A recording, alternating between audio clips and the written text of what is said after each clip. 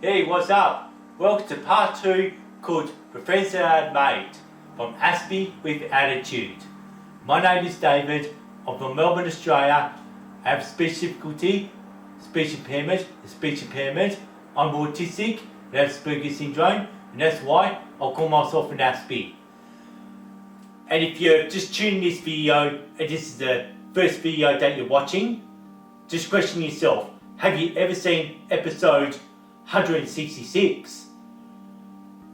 If you haven't seen episode 166, there is a card up there. And the reason why I'm asking you to click on this card is because this is all part of my life story, and this video is going to go for half an hour or 30 minutes as I continue on my life story, starting from when I've just left high school and working my way up to when I turned 28 back in 2008, just to continue on how I went about finding friends, how my friends just came and went along the lines. So I want to keep this introduction short because this is a very long video, and I think it's just time to move on and get the life story going from Aspie with Attitude.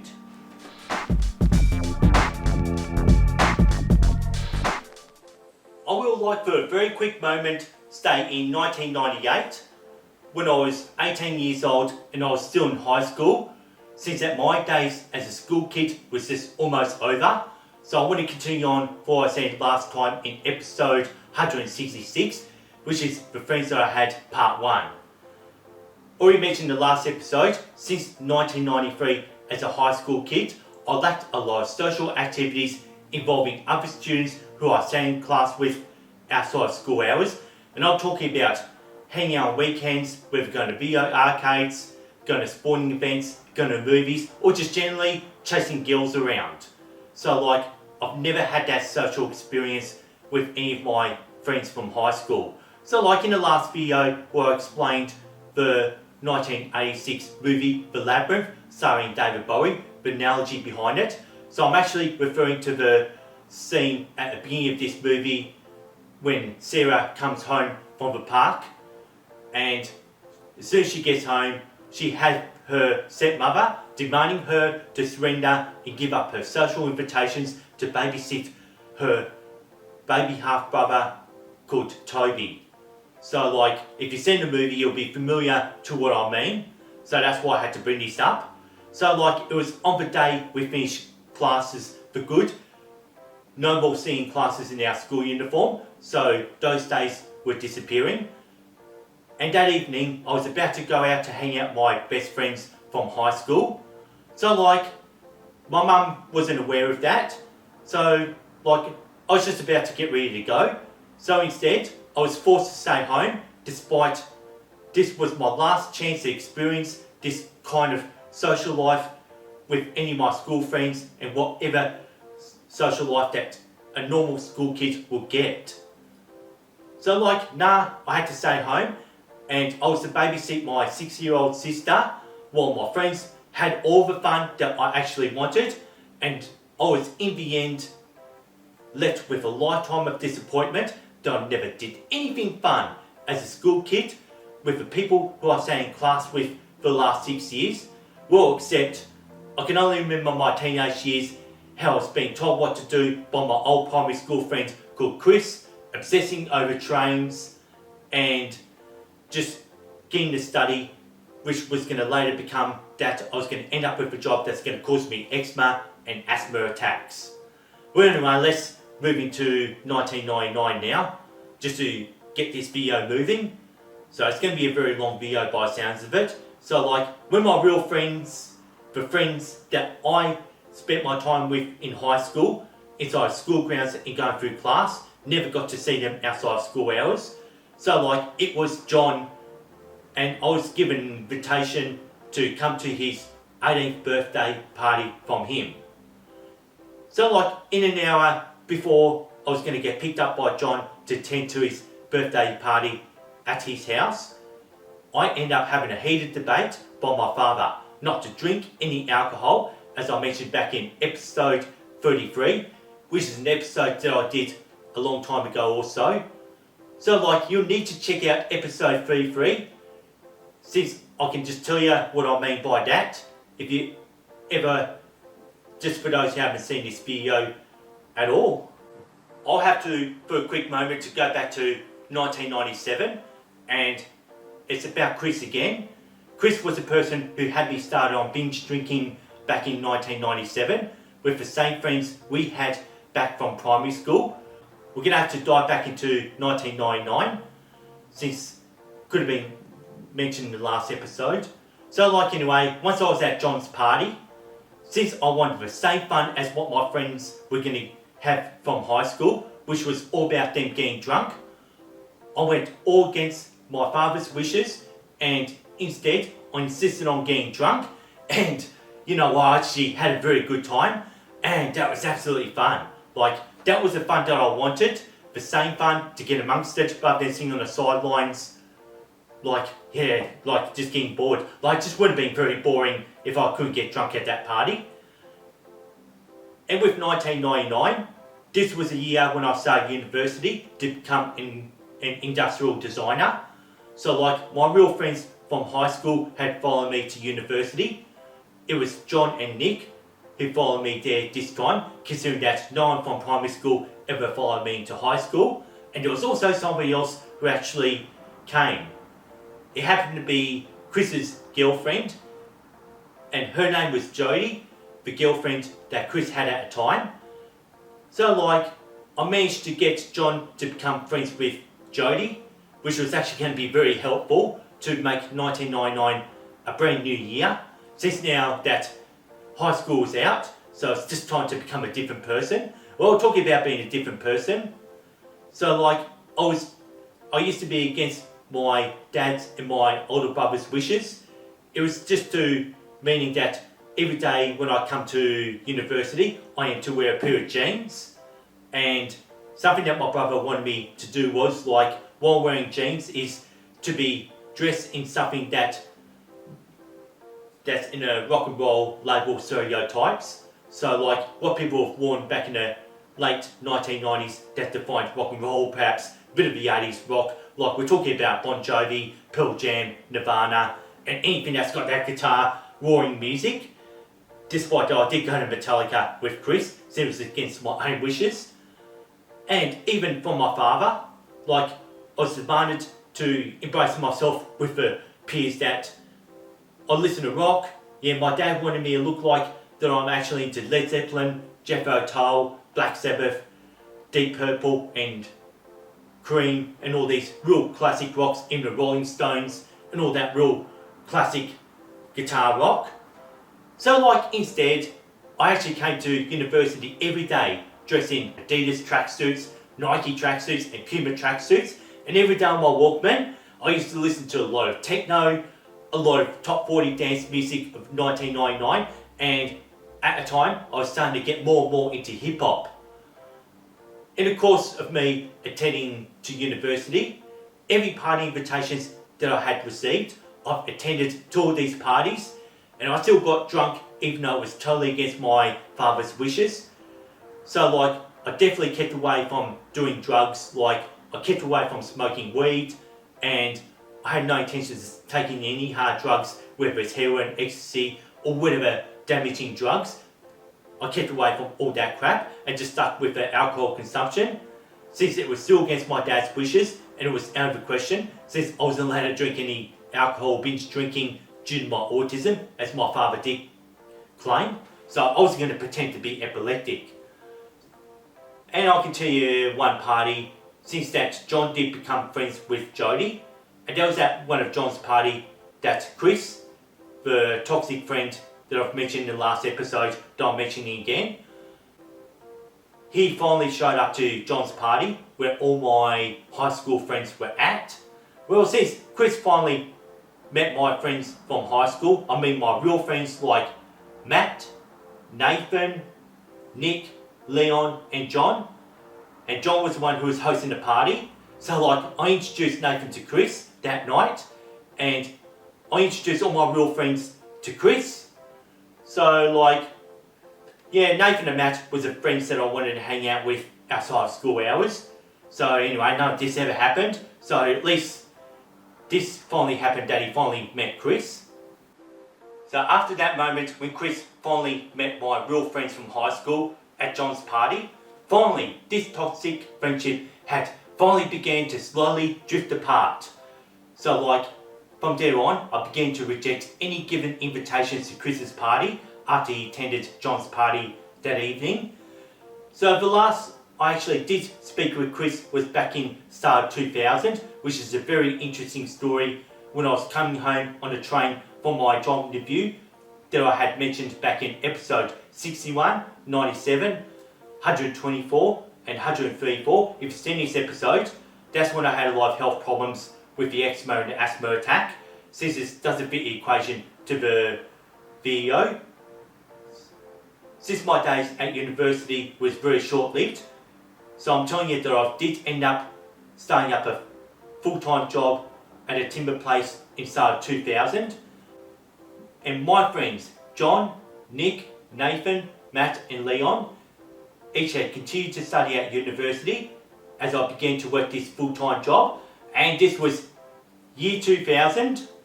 So anyway, I'm just going to move forward and I'm going to go over there and just continue on talking about year 2001 and beyond till this video ends for this episode from Aspie with Attitude. Now I'm finally going to take you in a journey starting from year 2000.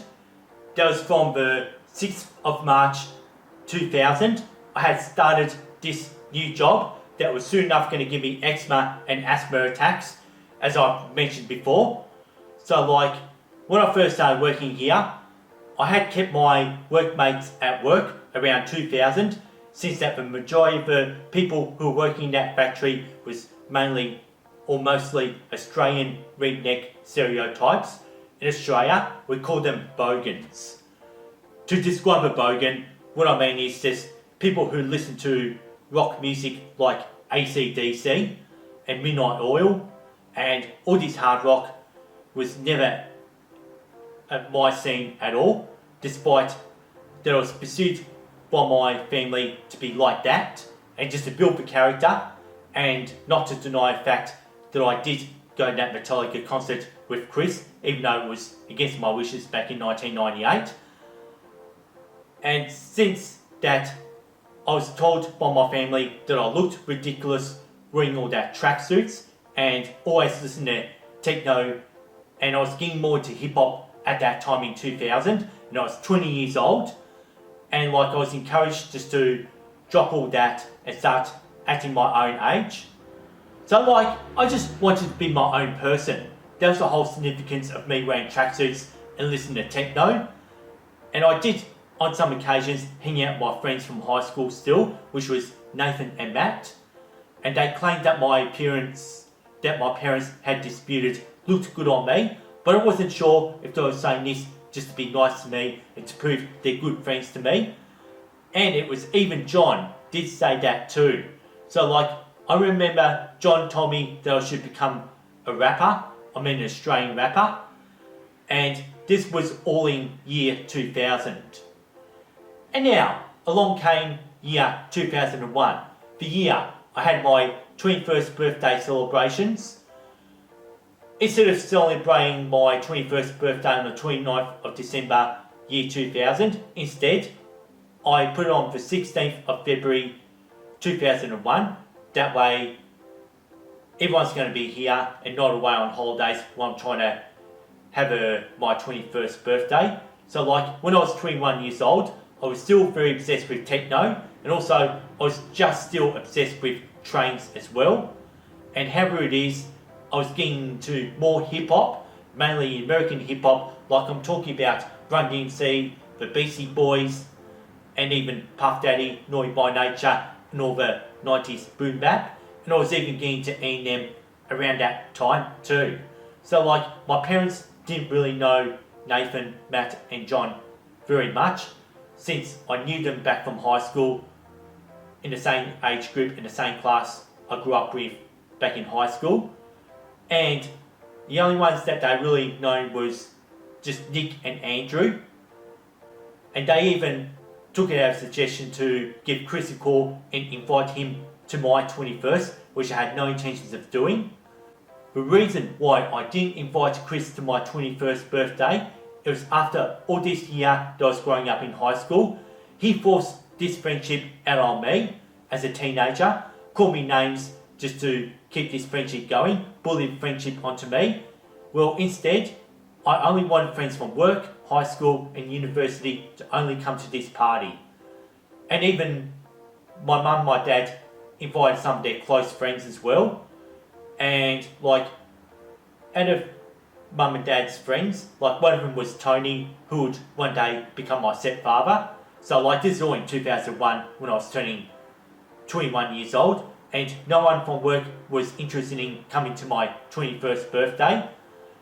And it was my father was forced to approve of me getting drunk that night, despite he's always been against me drinking alcohol due to my autism, since they were all surrounded by my friends. And the majority of these friends who came were just all my friends from high school and university. In this course of 2001, a month after my 21st birthday, like I've been hanging out with Nathan and Matt drinking, and I still came home drunk. And finally, my dad actually did tell me that like I shouldn't ever be friends with Nathan and Matt if I'm going to be drunk, and I should be walking away from that friendship like I did with Chris from primary school. So like I refused to do that. Well, anyway, like in this course of 2001, I did get return invites to attend to Nick's, John's, Nathan's and Matt's and Leon's and Andrew's 21st birthdays. So like those are my friends from high school. So like I attended to all their 21st birthdays and even gave a speech at Nathan's, Matt's and Andrew's 21st. Despite that, we never had any social engagements outside of school hours. And to move into 2002, I had attended to Leon's 21st birthday party, and while my father did try to crack down on my hip hop persona, so like I was still wearing a lot of FUBU and Echo at the time, and my father did not like that at all. So like I still attended to Leon's 21st birthday party dressed in FUBU and Echo, like I did with all the other 21st birthdays that I mentioned. So like at that party, I had met this girl who was Leon's cousin, and her name was Paula. So at that party, Paula had encouraged me to become some sort of DJ or some sort of Australian rapper. And just happens that Paula grew up with my brother back in primary school in the last 2 years that he completed primary school. And that's how Paula knew my brother. And throughout the course of 2002, I was put under a lot of pressure to stop this hip hop look by my parents and start being a real man, start being an adult, being the man that my father wanted me to become. And I still went against his wishes, since I looked down upon Dad that he wanted to carry on with Chris's dirty work from this toxic friendship that I had in a teenager. So like, instead of calling me a wuss, he used to continuously call me a 16-year-old just for wearing FUBU and Echo and listening to hip hop and techno. After when the 21st birthdays were all over, my friends from high school had begun to drift away, and in the course of 2002, I had become extremely depressed. And what I did with Nick and John, and this is what Chris used to do to me, I used to always get on the phone. I used to put a lot of immense pressure on Nick and John if we can hang out, ignoring the fact they were too busy with university, and also plus they were already making their own friends at university as well. So like, it had to drift away because none of my friends from high school ever liked hip hop. I wanted to take on that hip hop persona just to let Chris know that our friendship from primary school is over if he saw me in the streets wearing all that FUBU and Echo. And I'm glad that it all drifted away, but it was just sad that the majority of these friends from high school were also drifting away. And I still held on my friendship with Nathan and Matt, despite it was against my father's wishes due to a lot of alcohol consumption coming from Nathan and Matt. And now, welcome to 2003. I still stayed in contact with Nathan and Matt. So I was supposed to hang out at a music festival with Nathan and Matt. So I didn't have my tickets to the big day out, so I had to buy a gate. So I was never been able to meet up with Nathan and Matt, and never owned a mobile phone at that time. So I was all stranded by myself at that music festival, despite I was lucky to get that ticket to the big day out music festival. So on this very day at this music festival, I had decided to quit listening to techno or even obsessing over this music, since I was having a bit of a dance in front of a techno stage. Every 5 minutes I had lots of hustlers disrupting my dance. Oh, do you want to buy ecstasy? Do you want to buy speed? Do you want to buy some hard drugs? I refused, just walked away and never wanted again to techno again after I was forced by random hustlers to buy ecstasy and speed and all these hard drugs. So at that music festival, it was all good seeing the rock and roll acts. So I didn't really get into it much. I was no stranger to seeing a lot of rock and roll acts after being put under pressure by Chris to go to that Metallica concert back in 1998. And now, this is Big Day Out 2003 with the Foo Fighters headlining. And during the day, at a music festival, there was a real game changer in my life that I had discovered Australian hip hop. And please make sure you check out episode 74, since this is not meant to be a hip hop video like I did called Used to Be an Australian Hip Hop Artist. So I had decided from this day on, I joined the Australian hip hop scene after seeing Pegs, Reason and Brad Strut rock a set in their Obese Records t-shirt. And the reason why I wanted to get involved with the Australian hip hop scene was to get over how I've struggled connecting friends with the friends that I want to hang out with back in high school, and how it's just sort of being put under influence by Chris not to pursue my friendships from high school. I mean the school I went to. And it was from 2003, after I began rapping, I felt okay to let my friendships with Nick and John just drift away. So after that Big Day Out concert, I did give Nick and John a ring just to let them know that I'm deciding to become a rapper and making their choice if they want to stay in touch with me. So it all just drifted away in a revision mirror like it did with Chris, and even not so much like what it was with Noddy, Jared and Philip if you've seen episode 166. So the name Fubex was partially John's idea, because that was after when I used to attend two of my school friends' 21st birthdays in my Fubu My Echo gear. So I went with this name to be part of that Australian hip hop scene as Fubex, since the idea did come from my friends from high school. And in 2003, I began to attend to a handful of hip hop shows and hip hop concerts that were sponsored by an Australian hip hop record label called Obese Records. I can remember on the 29th of March 2003, I had my first visit to a hip hop record store called Obese Records. And that day, I had befriended a hip hop DJ called Slap618. And what Slap618 did for his day job was that he was a manager at Obese Records, and he worked there in retail selling hip hop records. So it was Slap618 and a Melbourne rapper or Melbourne MC called Aspie, who got me started rapping back in 2003. And I can remember that one time when Slap618 actually handed me this flyer to attend to this MC battle, just like while I was doing the NM movie 8 Mile. So on that day, I went to that MC battle, and I actually just entered since that a rapper called 360 didn't show up. So I took 360's place to battle this rapper called Nectar. And what happened was I sort of went on an autism shutdown right in front of Nectar when I was in that battle. And it became his turn after going on the autism shutdown. And he did his rap, and I was actually caned. And in the end, Nectar ended up winning the whole rap tournament.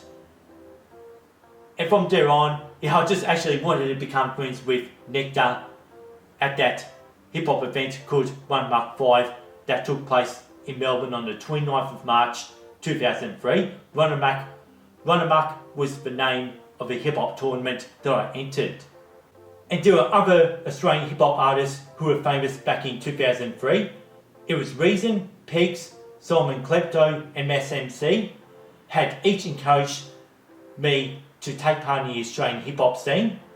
Since that, my father's reaction was that he did not like it at all, since this is how far my hip hop persona had gone.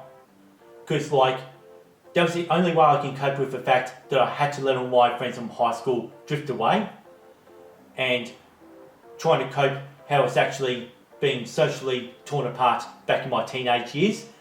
So in terms of finding my friends in the hip hop scene, and I had made way too many friends.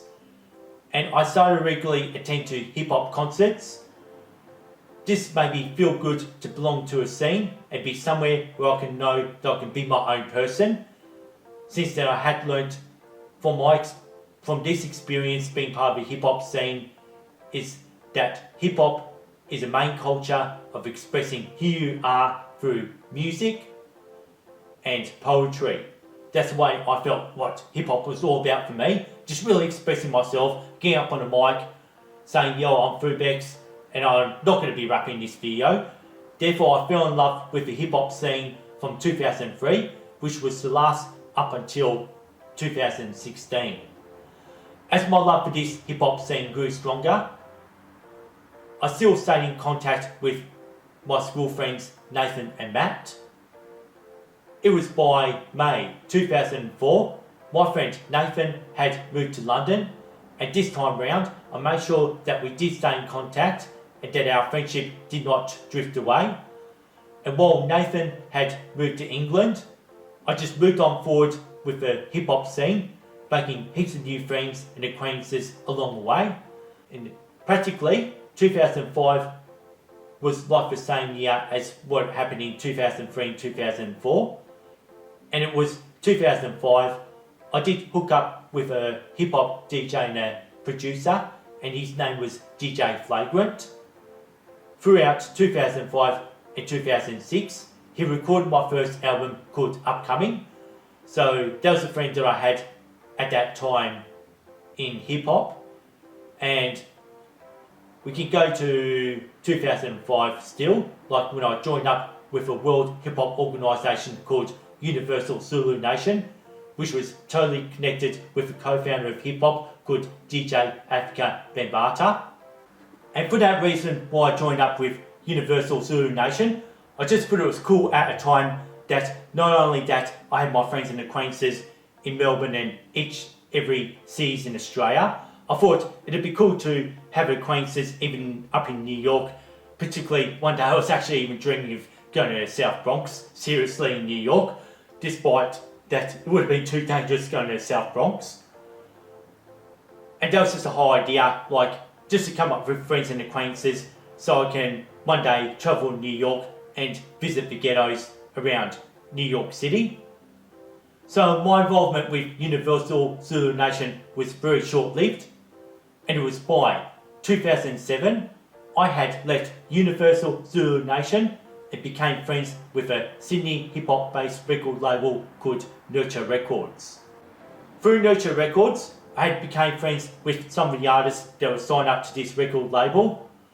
One was named Chance Waters, and the other one was named Smizzy.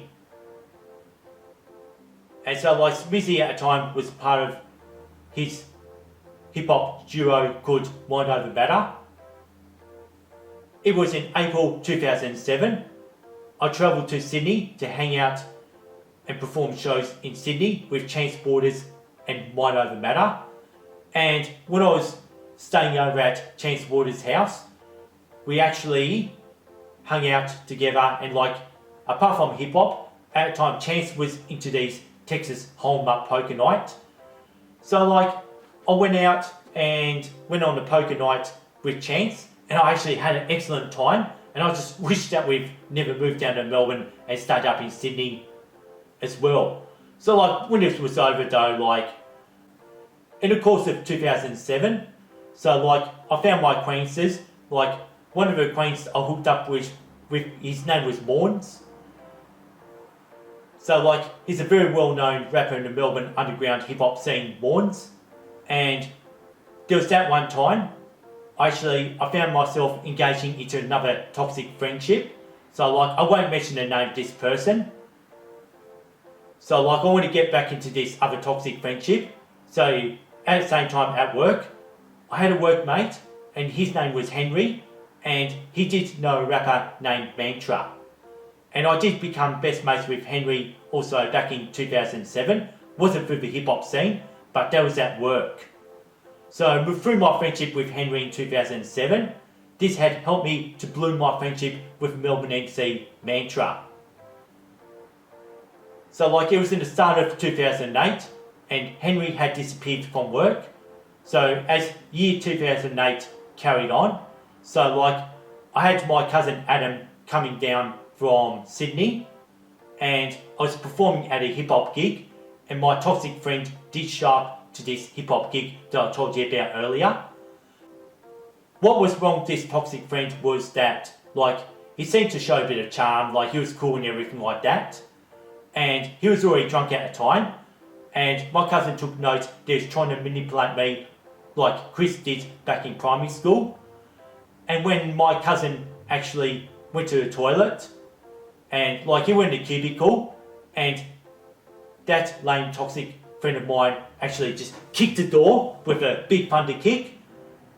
And after I performed, like, he wanted to rush home, and in the taxi he told me about this, that I was engaging in another toxic friendship. So like, since then they had to drift away. And for the rest of that year in 2008, I was performing at hip hop concerts more regularly, and there was also help from a hip hop duo called Britney and T, and also even 360 helped me out, and there was help from Mantra getting all these gigs. And also there was another big hip hop group called themselves Form of Audio. They really helped me to get to where I am at this stage in 2008, which led me the second time to perform with Bliss and Esso at Falls Creek that year. So like, in that year, this is when I really started to perform alongside Mantra more often. And all thanks to Henry, the person from my day job who had disappeared, I began to thrive in the Australian underground hip hop scene. And this is just 2008 for us.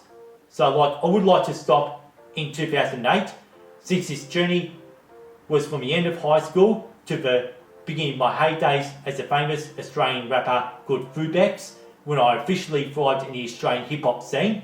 And this video has gone on for half an hour, and I think it's time to finish it off before I move to part 3.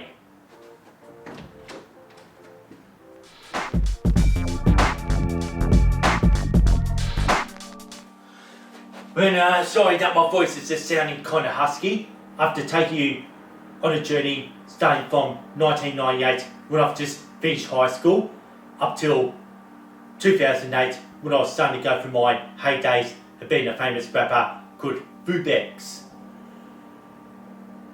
So like, if you haven't subscribed to my channel, please subscribe to Aspie Attitude. And also, the reason why I'm asking you to subscribe is so you can ring the notification bell to see my final part of the friends that I had made, which I'm going to be starting the next story in part 3 from 2008 up to 2021, going from how I became a famous rapper to being the autistic YouTube creator that I am now today. So anyways, it's been such a long video. That's how I always finish this one off, is thanks for watching, thanks for listening to Aspie Attitude, peace and respect, and see you in part 3 of the friends that I had made in episode 168.